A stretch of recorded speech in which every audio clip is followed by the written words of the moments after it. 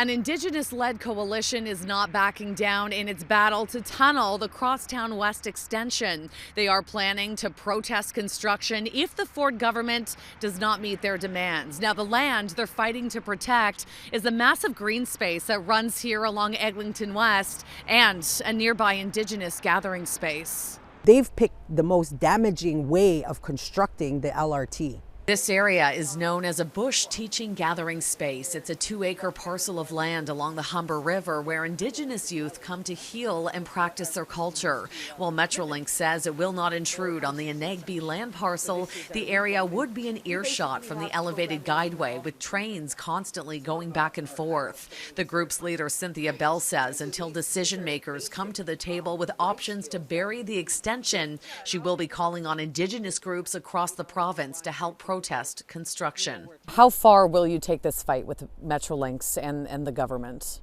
Well, let's just say that we are going to be practicing our rights to protect the land.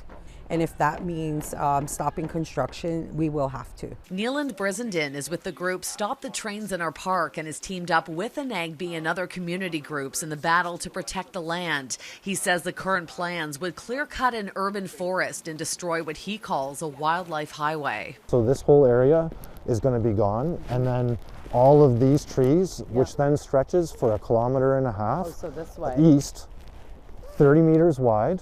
So from here, 1.5 kilometers is going to be gone. Metrolinx says while tunneling is plausible, it would be more complicated and more disruptive to the community. While elevating tracks would cut down on construction time, it would ultimately move more people faster. We've challenged their engineers at every community meeting, and at every community meeting they have told us that it is eminently feasible to go underground. Our community is asking Metrolinx to take that extra time to do this right.